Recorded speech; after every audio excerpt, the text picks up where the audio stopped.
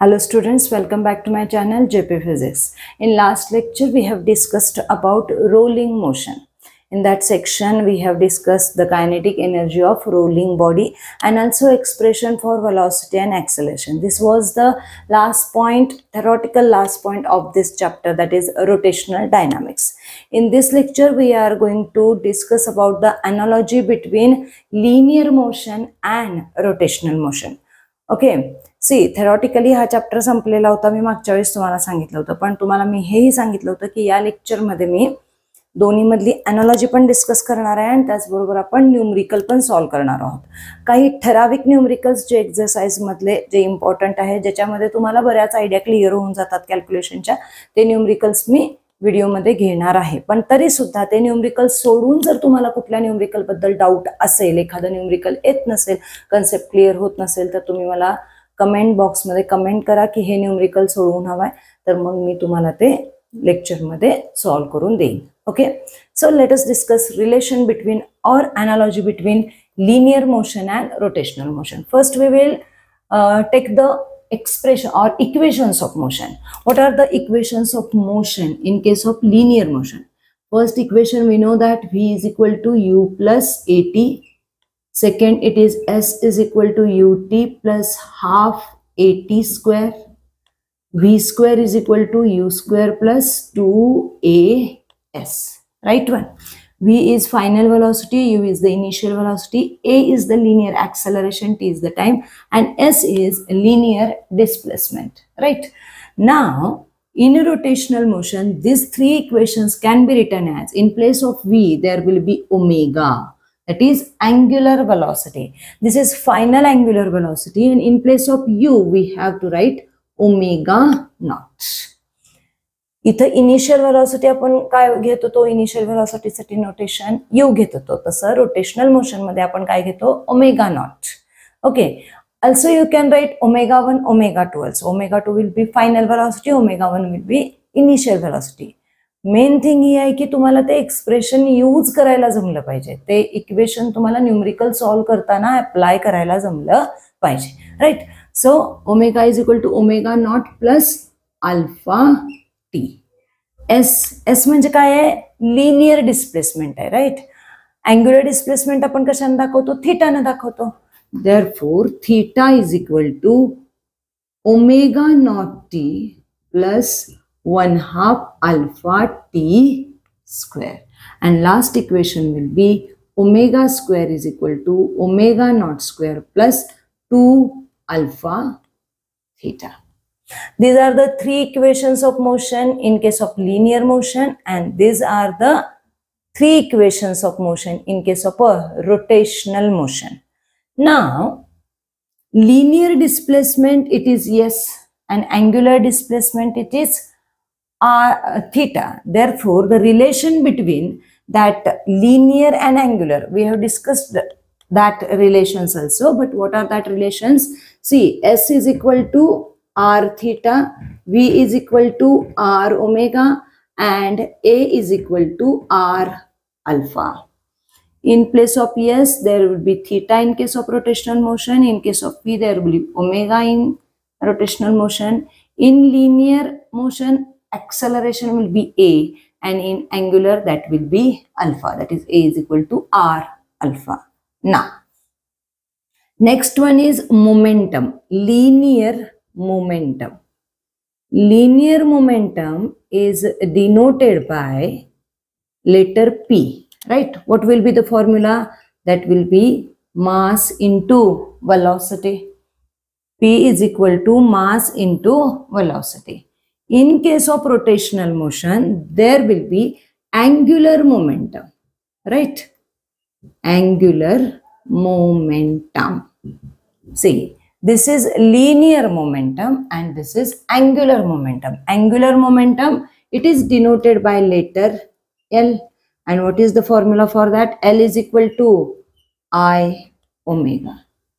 तुम्हाला सांगितलेलं बघा, लिनियर मोमेंटम आपण P ने डिनोट करतो. P चा फॉर्म्युला आपल्याला माहित आहे, mass into velocity, amount of motion possessed by the body. जिथं जिथं मास लिनियर मोशन मध्ये असेल, तिथं तिथं अँग्युलर मोशन मध्ये, रोटेशनल मोशन मध्ये काय येणार आहे, मोमेंट ऑफ इनर्शिया येणार आहे. एल हे नोटेशन अँग्युलर मोमेंटम साठी आहे. मास जर लिनियर मोशन मध्ये असेल तर इनर्शिया कुठे येणार आहे? रोटेशनल मोशन मध्ये. इथं जर लिनियर व्हेलॉसिटी असेल तर रोटेशनल मध्ये काय येणार आहे? अँग्युलर व्हेलॉसिटी येणार आहे. त्यामुळे एल इज इक्वल टू काय आला? I omega. लक्षात ठेवायला सुद्धा ही अनालॉजी तुमच्या सोपी आहे बघा. मास जिथं जिथं मोमेंट ऑफ इनर्शिया तिथं तिथं. येतं लक्षात? Okay.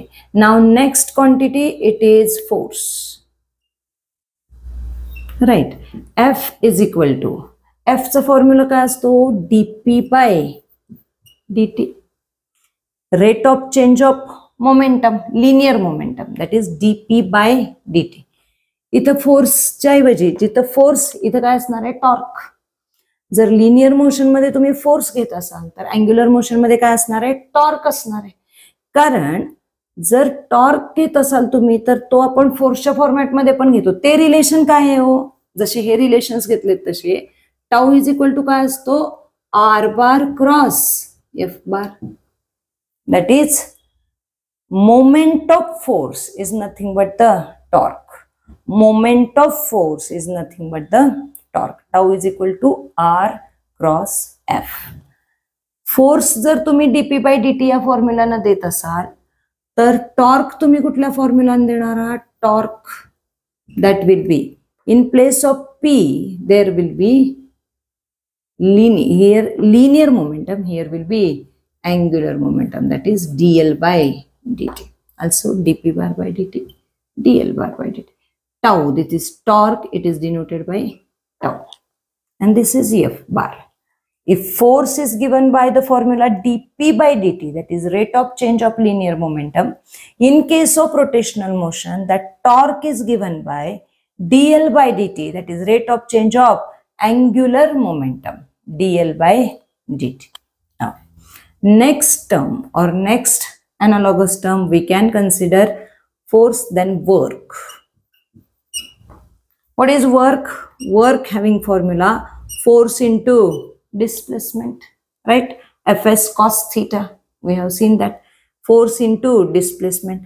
This work quantity in case of rotational motion, if here there is a force, then in rotational motion there will be tau.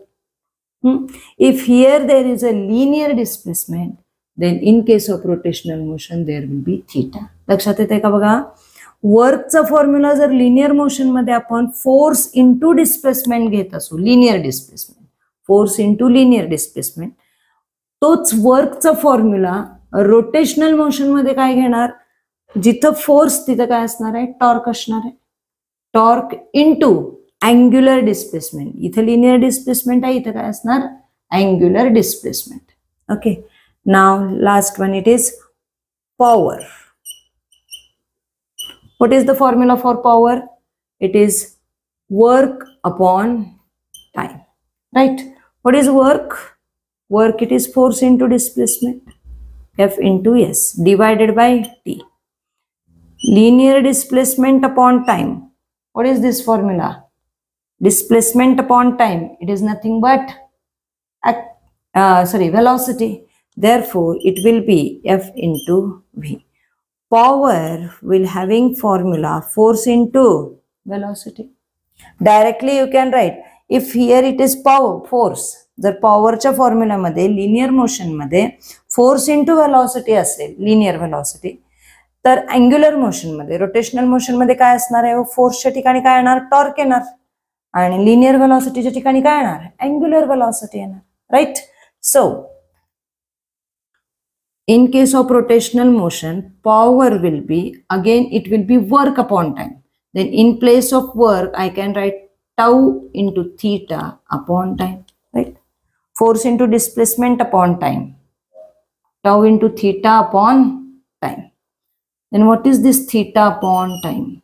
Angular displacement upon time, it is angular velocity. Therefore, power is equal to tau into omega. Tau into omega. Power is equal to tau into omega. जर तुम्हाला हे सगळे फॉर्म्युले माहित असतील, automatically तुम्ही हे फॉर्म्युले लिहू शकता. राईट. जर तुम्हाला अॅनालॉगस क्वांटिटी माहित असतील, लिनियर मोमेंटम, अँग्युलर मोमेंटम, मासच्या ठिकाणी इनर्शिया येणार आहे, व्हेलॉसिटीच्या ठिकाणी, लिनियर व्हेलॉसिटीच्या ठिकाणी काय येणार आहे, अँग्युलर व्हेलॉसिटी येणार आहे. इथं फोर्स म्हणजे काय असणार आहे, rate of change of linear momentum असणार आहे.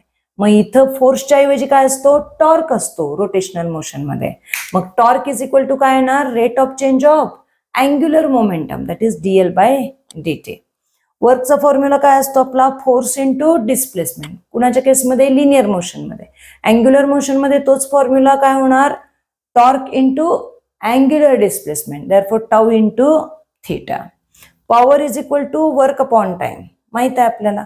मग वर्क म्हणजेच काय असतं, फोर्स इंटू डिस्प्लेसमेंट, इथं बघितलेलं आहे आपण, upon time. Displacement upon time म्हणजे काय असते, velocity.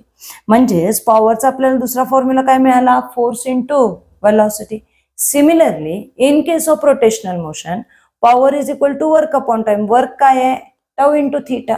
Tau theta upon time. Theta upon time म्हणजे काय, angular displacement upon time, that is angular velocity, that is tau into omega is nothing but the power. Another last analogy, it will be kinetic energy. Kinetic energy formula, it is 1/2 mv square in case of linear motion, 1/2 mv square. In case of angular or rotational motion, that kinetic energy will be 1/2 I omega square, right? जिथं मास असेल तिथं काय असणार, inertia, अॅनालॉगस quantity for mass. आणि जिथं velocity असणार तिथं काय असणार, omega. Linear velocity, angular velocity. Therefore that formula will be 1/2 mv square. In case of rotational motion it is 1/2 I omega square. Actually हे सगळा पार्ट आपण फुल चॅप्टर मध्ये थरली बघितलेला होता, पण एकत्रित हे सगळे अॅनालॉजी जर तुम्हाला बघायची असेल तर या पद्धतीने तुम्ही त्याचा स्टडी करू शकता. मी तुम्हाला ह्याच्यापूर्वी पण सांगितले, पुन्हा एकदा रिपीट करते, जेव्हा पण तुम्ही एखाद्या चॅप्टरचा अभ्यास करत असता त्यावेळी तो चॅप्टर थेरॉटिकली करून झाल्यानंतर, शिकवून झाल्यानंतर तुम्ही त्याचे सगळे फॉर्म्युले त्यामध्ये आलेले एकत्रित लिहून काढणं गरजेचं आहे. Starts from this, S is equal to r theta, V is equal to r omega, A is equal to r alpha, म्हणजे रोटेशनल डायनामिक्स साठी सांगतो. म्हणजे यापासून तुम्ही स्टार्ट करणार आहात, सगळे फॉर्म्युले तुम्ही लिहून काढणार आहात. लक्षात येते? ही आहे अॅनालॉजी लिनियर मोशन आणि रोटेशनल मोशन मध्ये. ही अॅनालॉजी प्रत्येकाला यायला पाहिजे, कन्फर्म माहित पाहिजे, कारण याच्यावरचे direct put the value get the solution या टाईपची न्यूमरिकल्स तुम्हाला याच्यावर सोडवायला येऊ शकतात. इझिली सोडवू शकता, फक्त व्हॅल्यूज तुम्हाला पुट करायचे. हां, कन्व्हर्जन फॅक्टर्स पण माहित पाहिजे. जर ओमेगा आरपीएम मध्ये दिला असेल तर तो रेडियन पर सेकंड मध्ये कसा करायचा, किंवा बाकीच्या पण क्वांटिटीज ज्या MKS CGSचं कन्व्हर्जन असतं त्या सगळ्या कन्व्हर्जन्सची तुम्हाला पर्टिक्युलर माहिती असणं गरजेचं आहे. रादर ते यायलाच पाहिजे, तरच तुम्ही SI युनिटमध्ये त्याचा आन्सर मिळवू शकता. अॅनालॉजी लक्षात आलेली आहे. आता आपण न्यूमरिकल सॉल्व्ह करणार आहोत. एक्सरसाइज मधलेच न्यूमरिकल घेणार आहेत, पण काही ठराविक न्यूमरिकल घेणार आहे. त्यातलं पहिलंच न्यूमरिकल आता आपण बघणार आहोत. Okay, let's do that. So see this example, that is an ant is somehow stuck to the rim of a bicycle wheel of diameter 1 meter while the bicycle is on the central stand wheel is set into rotation and it attains the frequency of 2 revolutions per second in 10 seconds. Try to understand the meaning of this sentence. एक मुंगी आहे जी रिमला, बायसिकलचं जे wheel आहे, चाक जे आहे त्याच्या रिमला चिकटलेली आहे. हा, आणि त्याचं डायमीटर दिलेलं आहे 1 मीटर. आपण गिवन क्वांटिटी पण सायमल्टेनियसली लिहूया. डायमीटर किती दिलेलं आहे, 1 मीटर. पण आपल्याला डायमीटरचा असाही काही यूज नसतो, आपल्याला रेडियस लागते. So radius will be 0.5 metre. ठीक आहे. पुढे काय सांगितलंय, ती बायसिकल ज्या चाकाला रिमला, ज्या चाकाच्या रिमला चिकटले, सेंट्रल स्टँड वरती सायकल घेऊन जर ते चाक फिरवलं तर set into rotation and it attains the frequency of 2 revolutions per second in 10 second. 10 सेकंदामध्ये तिची जी काही वेलॉसिटी आहे, जी काही फ्रिक्वेन्सी आहे, ओमेगाची जी व्हॅल्यू आहे ती काय दिली आहे त्यांनी, 2 revolutions पर सेकंड. एका सेकंदामध्ये किती रेव्होल्युशन्स कंप्लीट होत आहेत, 2 रेव्होल्युशन्स कंप्लीट होत आहेत. इनिशियल जी अँग्युलर व्हेलॉसिटी असणार आहे ती काय असणार आहे 0. सुरुवातीला तर अँग्युलर व्हेलॉसिटी काय असणार आहे 0 असणार आहे. नंतर जी झालेली आहे किती सेकंदानंतर 10 सेकंदानंतर ती व्हेलॉसिटी किती आहे किंवा ती अँग्युलर फ्रिक्वेन्सी किती आहे 2 revolutions per second. So here omega naught is 0 radian per second and final velocity omega will be 2 revolutions per second. But we want omega in a radian per second, right? So if I want to convert this revolution per second into radian per second, जर मला या ओमेगाचं conversion, omega कशामध्ये दिलाय revolution पर second मध्ये दिलाय, आपल्याला कशामध्ये पाहिजे तो रेडियन पर सेकंड मध्ये पाहिजे. एक रेव्होल्युशन म्हणजे किती रेडियन असतात 2 pi radian. So 2 into 2 pi, this will be the radian, conversion of revolution into radian. 2 into 2 pi radian per second, radian per second, that is 4 pi radian per second. This is the final angular velocity. किती वेळामध्ये attend केलेली आहे 10 सेकंदामध्ये attend केलेली आहे, right. ते चाक फिरवत असताना सुरुवातीला ते रेस्टला असणार आहे. जेव्हा ते चाक फिरवलेलं आहे रोटेशन मध्ये घेतलेलं आहे त्यावेळी त्याची फायनल व्हेलॉसिटी 10 सेकंदानंतर किती झाली 4 पाय रेडियन पर सेकंड. मग आता त्यांनी विचारलंय काय बघा, अँग्युलर ऍक्सेलरेशन जे आहे ते युनिफॉर्म आहे म्हणून सांगितलं. Number of revolutions completed by and in this 10 second.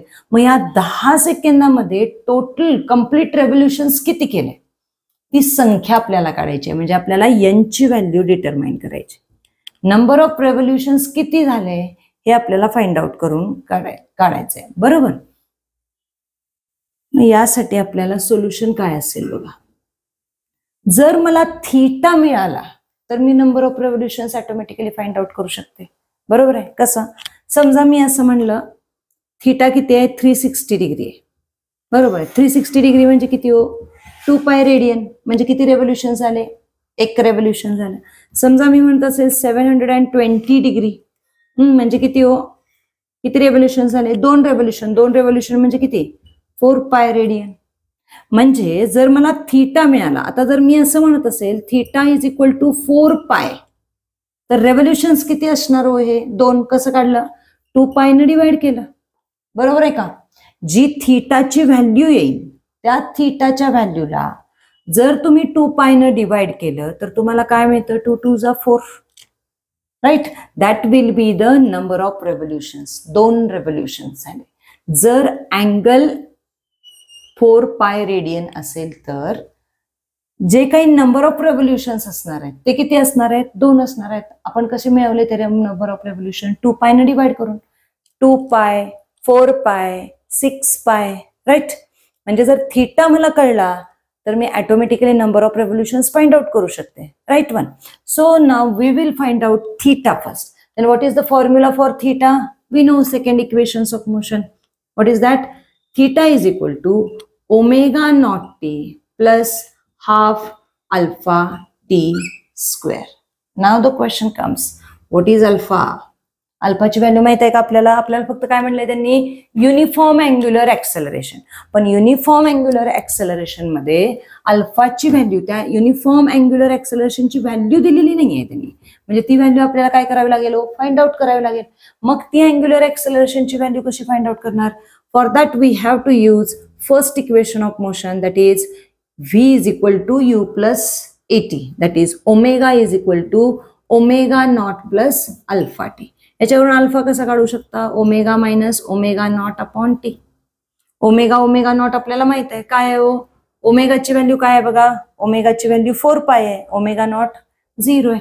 म्हणजे 4 pi minus 0 divided by time किती दिलेला आहे 10 सेकंड. एवढी वेलॉसिटी चेंज किती वेळात झाली आहे 10 सेकंड मध्ये झाली आहे. So divided by 10. Then what will be that value? 4 pi upon 10 radian per second square. This is the value of alpha. ही कशाची व्हॅल्यू मिळाली तुम्हाला? अल्फाची व्हॅल्यू मिळाली. ही व्हॅल्यू उचला आणि ह्या इक्वेशन मध्ये टाका. Automatically you will get the value of theta. What is omega naught? Therefore theta is equal to omega naught काय आहे 0 आहे, त्यामुळे ही टर्म काय होणार 0 होणार. 0 प्लस 1/2 अल्फाची व्हॅल्यू काय मिळाली आपल्याला 4π/10 अँड टी स्क्वेअर किती वेळामध्ये झालं होतं हे सगळं 10 second. So 10 × 10 right. Alpha T square है ना. So 10 × 10 110 get cancel 2 5 10 right. 4π × 5 किती आलो 20π. किती व्हॅल्यू आली थिटाची 20π व्हॅल्यू आली. ओके. आपल्याला काय पाहिजे खरं नंबर ऑफ रेव्होल्युशन. मग जर थिटा 20π असेल तर नंबर ऑफ रेव्होल्युशन्स किती असतील. Number of revolutions is equal to θ/2π. म्हणजेच काय येणार 20π/2π. पाय गेट कॅन्सल 2 10 जा. म्हणजे किती रेव्होल्युशन्स कंप्लीट झाले n इज इक्वल टू 10 रेव्होल्युशन्स. यांची व्हॅल्यू आपल्याला किती मिळाली 10 मिळाली. नंबर ऑफ रेव्होल्युशन्स 10 सेकंड मध्ये किती कव्हर झाले 10 झाले. 10 रेव्होल्युशन्स 10 सेकंदामध्ये कव्हर झालेले आहेत. समजले.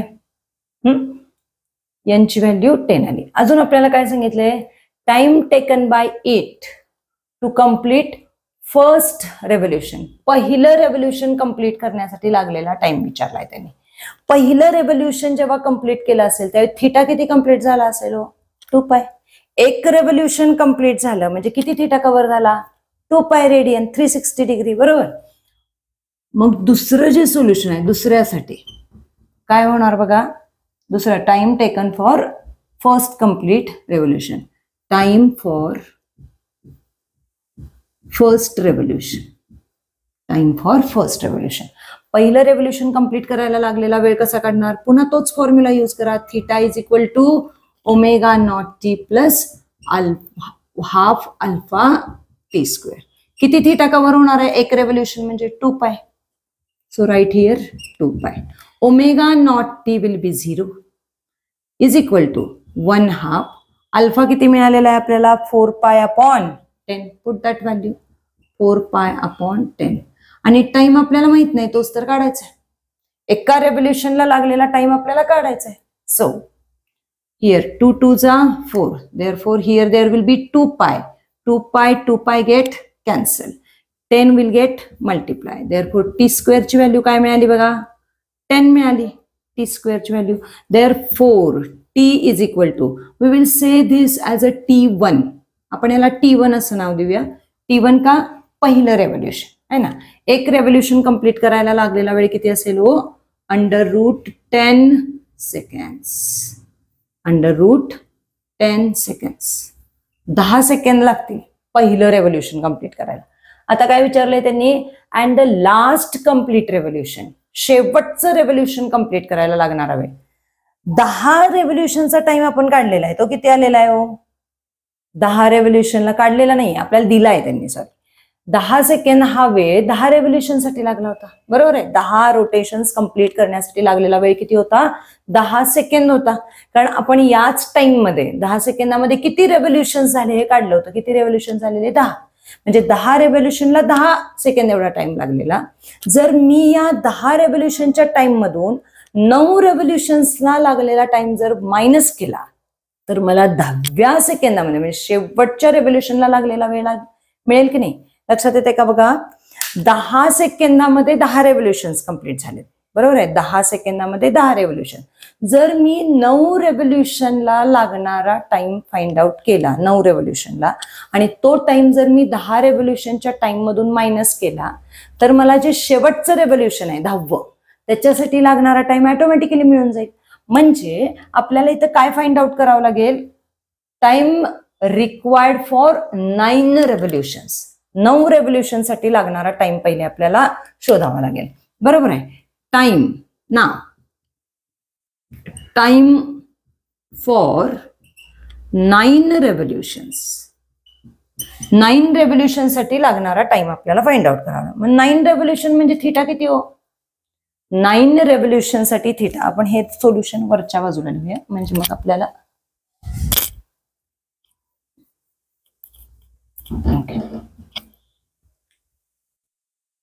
Time for 9 revolutions, right. एक रेव्होल्यूशन 2 पाय, 2 रेव्होल्यूशन 4 पाय, 3 रेव्होल्यूशन्स 6 पाय, बरोबर आहे. म्हणजे थीटाची व्हॅल्यू 9 रेव्होल्यूशन साठी किती मिळणार? 18 pi, right. So again we will use this same formula. Theta is equal to omega naught T plus 1/2 alpha. T1 च्या ऐवजी आपण आता काय लिहूया? T9 square. T1 च्या ऐवजी आपण काय लिहूया? T9 स्क्वेअर लिहूया. त्याच्यासाठी थीटा काय असणार आहे? हा थीटा 1 म्हणूया वाटल्यास आणि हा थीटा 9 म्हणूया. 9 रेव्होल्यूशन साठी असलेला थीटा किती असणार आहे? 9 into 2 पाय, राइट. 18 पाय. एक रेव्होल्यूशन 2 पाय, 9 रेव्होल्यूशन 18 पाय. Omega naught T again 0, 1/2 alpha having value 4 pi upon 10 as it is, 4 pi upon 10, and we don't know T9. आपल्याला T9 find out करायचं आहे. So 2 2s are 4. Again this 2 pi get cancel. This 10 will get multiply here. Therefore it is 90 is equal to T9 square. Therefore time required for 9 revolutions will be under root 90 seconds. You got this? Example लक्षात येते का बघा. मी काय काय केलं? पहिल्यांदा अल्फाची value find out करून घेतली, अँग्युलर ऍक्सेलरेशन. अल्फाची व्हॅल्यू मिळाल्यानंतर तीच व्हॅल्यू मी या इक्वेशन मध्ये, दुसरं इक्वेशन ऑफ मोशन आहे त्याच्यामध्ये पुट केली आणि कशाची व्हॅल्यू मिळवली? थीटाची व्हॅल्यू मिळवली. 10 सेकंदामध्ये कंप्लीट केलेले रेव्होल्यूशन्स आपल्याला फाइंड आउट करायचे होते. मग त्यांनी टाइम दिलेला होता 10 सेकंद आणि ओमेगा नॉट ओमेगाची व्हॅल्यू आपल्याला माहित होती, ती पुट केली. सेकंड इक्वेशन मध्ये आपल्याला थीटा मिळाला. थीटा मिळाल्यानंतर त्याला 2 पाय ने डिवाइड केल्यावर आपल्याला नंबर ऑफ रेव्होल्यूशन्स मिळाले. 10 सेकंड मध्ये टोटल रेव्होल्यूशन्स किती झाले त्याची संख्या आपल्याला मिळाली. That is n is equal to 20 pi upon 2 pi, that is 10. Number of revolutions किती मिळाले आपल्याला? 10 मिळाले. ओके, म्हणजे 10 रेव्होल्यूशनचा टाइम किती होता? 10 सेकंड होता, बरोबर. आता त्यांनी क्वेश्चन काय विचारला होता? Time taken by it to complete first revolution and to complete last revolution. पहिलं रेव्होल्यूशन कंप्लीट करायला लागणारा टाइम म्हणजे काय असणार आहे? एक रेव्होल्यूशन म्हणजे थीटा किती असणार आहे? 2 पाय असणार आहे. पुन्हा तेच इक्वेशन, आपण तेच इक्वेशन पुन्हा पुन्हा यूज करतोय, लक्षात येते का बघा. मग थीटा 1 ची व्हॅल्यू म्हणजे एका रेव्होल्यूशन साठी लागणारा जो काही टाइम होता तो काढताना आपण याच इक्वेशन मध्ये व्हॅल्यू पुट केली. थीटाची व्हॅल्यू 2 पाय, अल्फाची व्हॅल्यू आपल्याला माहितच होती, T1 मिळाला अंडर रूट 10 सेकंड. नंतर त्यांनी विचारलंय time required to complete last revolution. Last revolution म्हणजे 10वं रेव्होल्यूशन. 1 2 3 4 5 6 10वं रेव्होल्यूशन. जसं पहिलं तसं 10वं. मग 10व्या रेव्होल्यूशन साठी लागणारा टाइम आपण कसा काढणार? पूर्ण 10 रेव्होल्यूशन साठी लागणारा टाइम वजा 9 रेव्होल्यूशन साठी लागणारा टाइम, बरोबर आहे. 10 रेव्होल्यूशन साठी जो काही टाइम लागणार आहे त्याच्यामधून 9 रेव्होल्यूशनचा टाइम मी मायनस केला तर मला या 10व्या रेव्होल्यूशनचा टाइम काढता येतो, लास्ट रेव्होल्यूशनचा. तो मी फाइंड आउट करून घेतला again by using that formula. मग 9 रेव्होल्यूशन्स म्हणजे थीटा किती आला? एक रेव्होल्यूशन 2 पाय, 9 रेव्होल्यूशन म्हणजे 18 पाय है ना. मग हे 2 पाय कॅन्सल झाले, 10 मल्टिप्लाय झाला, 90 आलं. कॅल्क्युलेशन तर तुम्हाला इझी आहे, काहीच डिफिकल्ट कॅल्क्युलेशन कशालाही आपल्याला अजूनपर्यंत लॉग टेबल किंवा कुठलंही डिफिकल्ट कॅल्क्युलेशन करावं लागलेलं नाहीये. मात्र आता T9 फाइंड आउट करत असताना मात्र तुम्हाला लॉग टेबलचा यूज करावा लागणार आहे, कारण इथं व्हॅल्यू कुठली आलेली आहे? Under root 90. आता ही व्हॅल्यू काय असणार आहे तुमची? ही व्हॅल्यू 10 पेक्षा कमी असणार आहे, बरोबर आहे. पण 8 पेक्षा जास्त असणार आहे, 9 पेक्षा जास्त असणार आहे. 9 9 जा 81, 10 10 जा 100, त्याच्यामध्ये आली ना व्हॅल्यू. म्हणजे ही व्हॅल्यू काहीतरी 9 पॉईंट समथिंग असेल, राईट वन. तुम्ही ती व्हॅल्यू डायरेक्ट लॉग टेबल मध्ये बघून फाइंड आउट करू शकता. मग ही व्हॅल्यू काय येईल? अप्रॉक्सिमेटली जी T9 ची व्हॅल्यू आहे ती किती मिळते? 9.486 सेकंड. तुम्ही ही व्हॅल्यू लॉग टेबल मध्ये बघू शकता. तसं मी एका लेक्चर मध्ये तुम्हाला या रूट 90 ची म्हणजे कुठलीही परफेक्ट स्क्वेअर व्हॅल्यू नसेल तर तिचा स्क्वेअर रूट कसा काढायचा हे पण मी सांगितलेलं होतं. पुन्हा मी पुढच्या लेक्चर मध्ये पण ते रिपीट करेन किंवा आत्ताही सांगेन तुम्हाला. पण पहिल्यांदा आपण सॉल्व्ह करूया आणि मग तुम्हाला त्याची कल्पना देते. बघा T9 इज इक्वल टू काय व्हॅल्यू येईल? 9.486. ही 9 रेव्होल्यूशन साठी लागलेला टाइम आहे. 9 रेव्होल्युशनसाठी कंप्लीट रेव्होल्युशनसाठी लागलेला टाइम आहे. आपल्याला काय विचारलंय त्यांनी? लास्ट रेव्होल्युशन म्हणजे 10वं रेव्होल्युशन. मग ह्या 10 रेव्होल्युशनसाठी लागणाऱ्या टाइम मधून जर मी हा टाइम मायनस केला तर मला 10व्या रेव्होल्युशनचा म्हणजेच लास्ट रेव्होल्युशनचा टाइम मिळतो. So time for last revolution, therefore time for last revolution is equal to time for 10 revolution, it is 10 seconds, right? 10 minus 9.486, this will be your final answer. So subtract this value. See, 10 minus 9.486, this value will be here, there will be 4, 9, 1, here there will be 9, again 5, and this will be 0.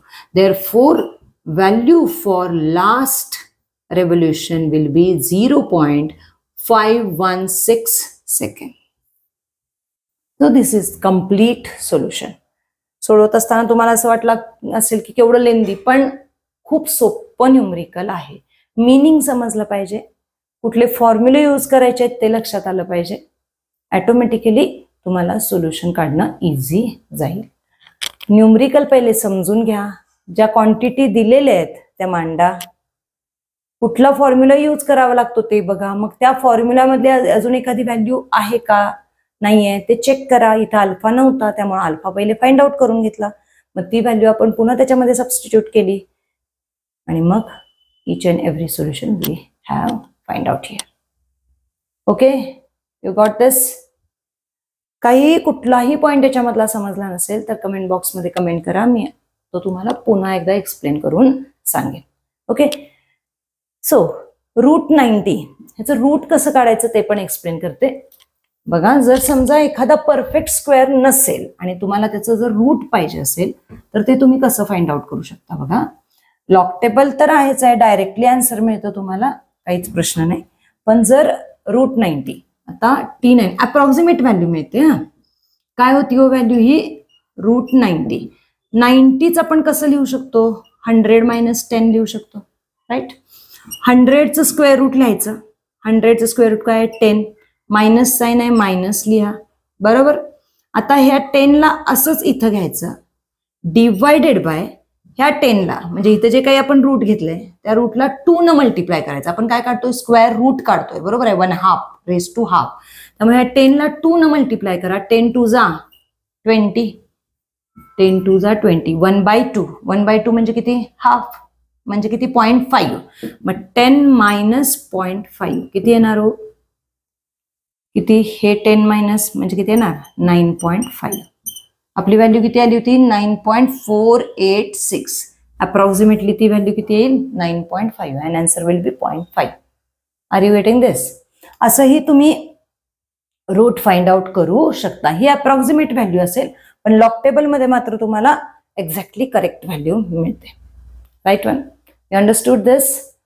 Okay, so if you understand all the points which I have discussed in this lecture, please like, share and subscribe my channel, and also press the bell icon so that you will get the notification for next lecture or next video. Because next lecture मध्ये पण मी पुन्हा numerical solve करणार आहे. याच्या पुढचे numericals असतील. प्रत्येक lecture मध्ये तुम्हाला एक दोन न्यूमरिकल्स मी सॉल्व करून देईन, जे एक्सरसाइज मधले इम्पॉर्टंट न्यूमरिकल्स आहेत. Okay, so thank you.